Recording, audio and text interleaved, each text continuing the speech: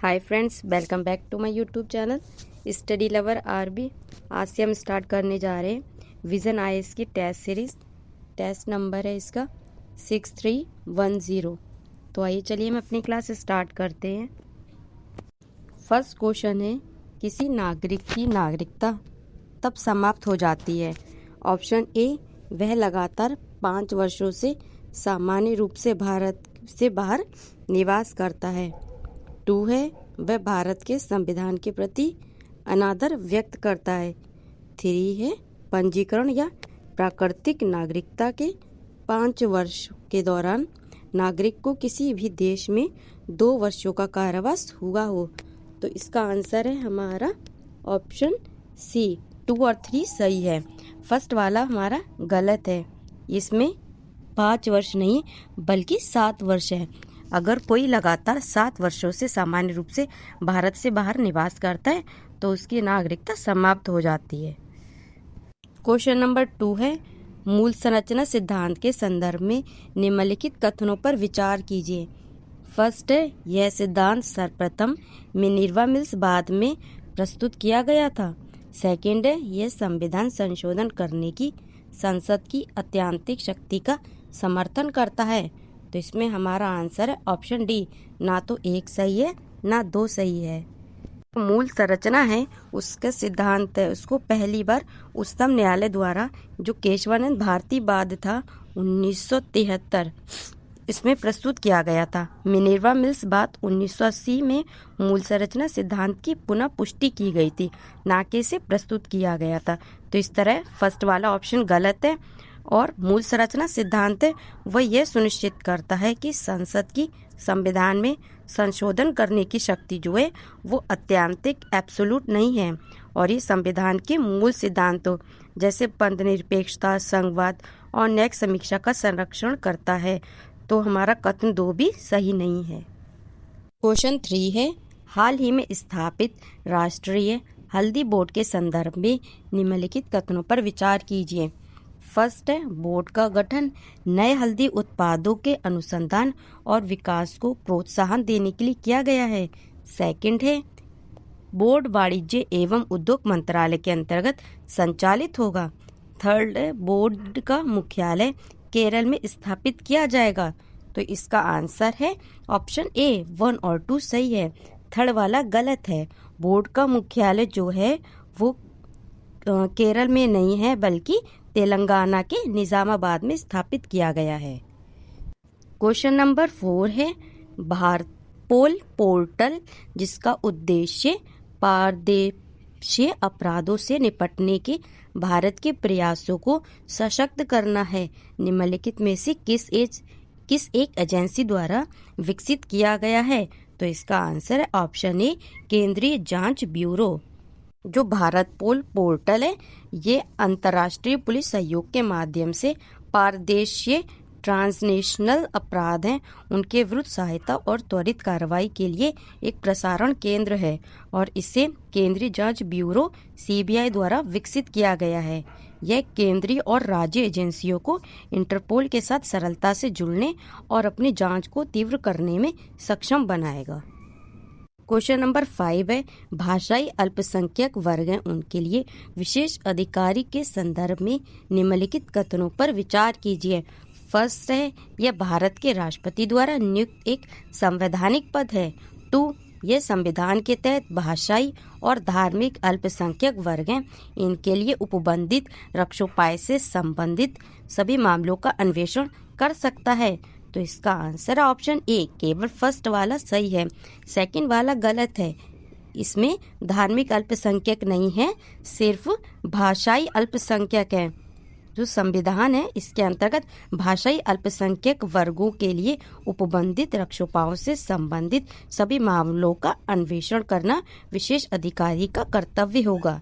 तो इस तरह से ऑप्शन 2 गलत है। क्वेश्चन नंबर 6 है, भारत के महाधिवक्ता के संदर्भ में निम्नलिखित कथनों पर विचार कीजिए। फर्स्ट है, भारत के महाधिवक्ता का पद संवैधानिक पद है। 2, महाधिवक्ता और महान्यायवादी दोनों संसद की कार्रवाई में भाग ले सकते हैं। तो तो इसका आंसर ऑप्शन डी, ना तो एक सही है ना ही दो सही है। जो भारत के महाधिवक्ता का पद है वो एक संवैधानिक पद नहीं है, बल्कि यह एक वैधानिक पद है। तो फर्स्ट वाला रॉन्ग हो गया।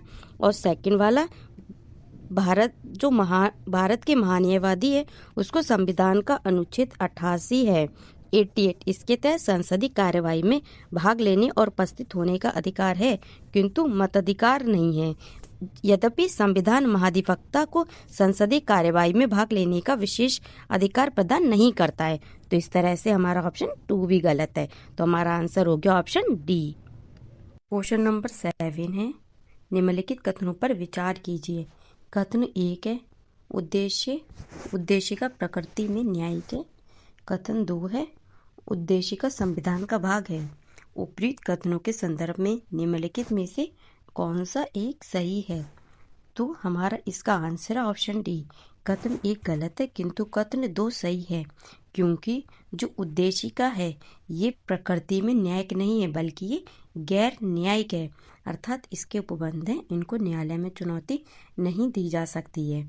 और जो कथन 2 है, उद्देश्य का संविधान का भाग है, तो केशवानंद भारती बाद आया था 1973, इसमें उच्चतम न्यायालय ने यह व्यवस्था दी थी कि उद्देश्य का संविधान का भाग है। क्वेश्चन नंबर 8 है, वित्त आयोग के संदर्भ में निम्नलिखित कथनों पर विचार कीजिए। हमारा फर्स्ट पॉइंट है, यह एक अर्ध न्यायिक निकाय है।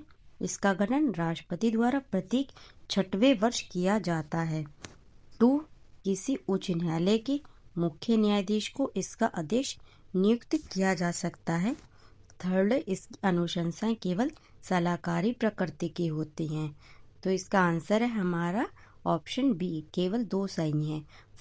Second and third point, first वाला पॉइंट हमारा गलत है। ये एक अर्ध न्यायिक निकाय है और इसका गठन राष्ट्रपति द्वारा प्रत्येक 6वें वर्ष नहीं, बल्कि प्रत्येक 5वें वर्ष है उस पर या ऐसे पूर्वत समय पर जिसे वह आवश्यक समझे किया जाता है। क्वेश्चन नंबर 9 है, हाल ही में संयुक्त राज्य अमेरिका में नोरो वायरस के मामलों में उल्लेखनीय वृद्धि दर्ज की गई है। नोरो वायरस प्रसारित होता है, फर्स्ट, दूषित भोजन या जल के सेवन से। सेकंड, मलाशय मुख फेकल ओरल मार्ग से। थर्ड, संक्रमित व्यक्ति के सीधे संपर्क में आने जैसे हाथ मिलाना आदि से। तो इसका आंसर है ऑप्शन डी, 1, 2, 3 तीनों सही हैं हमारे पॉइंट। क्वेश्चन नंबर 10 है, निम्न पर विचार कीजिए। फर्स्ट है, बालकों के स्वस्थ विकास के लिए अवसरों को सुनिश्चित करना। सेकंड है, आय, प्रतिष्ठा, सुविधाओं और अवसर है उनमें असमानता को कम करना।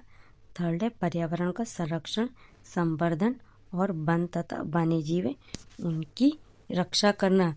तो इसका आंसर है हमारा ऑप्शन ए, केवल सेकंड वाला सही है हमारा। 1 और 3 गलत है। जो बालकों के स्वस्थ विकास के लिए अवसर है उनको सुनिश्चित करना, ये अनुच्छेद 39 में है। और पर्यावरण का संरक्षण तथा संवर्धन और वन तथा वन्य जीवों की रक्षा करना, ये 48A में है। और जो सेकंड वाला पॉइंट है ये क्या है, 1978 है, उसमें 44वें संशोधन अधिनियम के तहत संविधान में एक और निदेशक तत्व को शामिल किया गया। इसके द्वारा राज्य से अपेक्षा की जाती है कि वह आय, प्रतिष्ठा, सुविधाओं और अवसरों की असमानता को कम करने का प्रयास किया करेगा। तो हमारा आंसर है ऑप्शन ए, केवल एक सही है, 2 वाला। क्वेश्चन नंबर 11 है, निम्नलिखित में से कौन से प्रत्यक्ष लोकतंत्र के साधन है? First, परिपर्चा referendum. 2, अप्रत्याशी का वापस बुलाना। थर्ड, पहल। 4, जनमत संग्रह। तो इसका आंसर है ऑप्शन डी, 1, 2, 3, 4 चारों सही हैं। क्वेश्चन नंबर 12 है, निम्न पर विचार कीजिए। फर्स्ट, लिखित संविधान। सेकंड, राष्ट्रीय एवं क्षेत्रीय सरकारों के मध्य शक्तियों का विभाजन। थर्ड, एकीकृत न्यायपालिका। फोर्थ, लचीला संविधान। उपयुक्त में से कौन सी संविधान की संघीय विशेषताएं हैं? तो इसका आंसर है हमारा ऑप्शन सी, 1 और 2 सही है। 1 और हमारा आंसर सी है। 1 और 2 सही है और 3rd और 4th ये गलत है। एक संघीय विशेषताओं में एकीकृत न्यायपालिका नहीं बल्कि स्वतंत्र न्यायपालिका है और लचीला संविधान नहीं बल्कि कठोर संविधान है। क्वेश्चन नंबर 13 है, भारतीय संविधान के ऐतिहासिक आधारों के संदर्भ में निम्नलिखित में से किस अधिनियम ने पोर्टफोलियो प्रणाली को मान्यता प्रदान की थी? तो इसका आंसर है ऑप्शन बी, भारतीय परिषद अधिनियम 1861।